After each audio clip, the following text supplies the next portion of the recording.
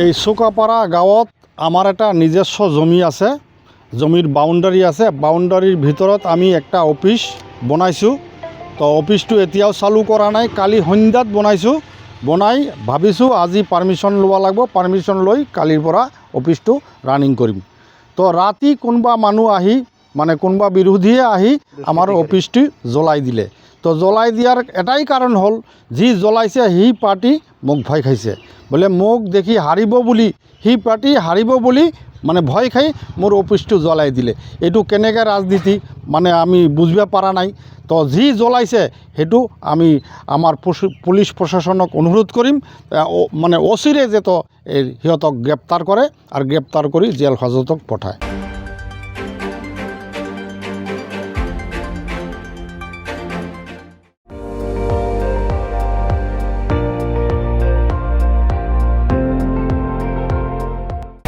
আপুনি চাই আছে ND24, সৰ্বশ্ৰেষ্ঠ নহয় সৰ্বোত্তমৰ দৌৰ।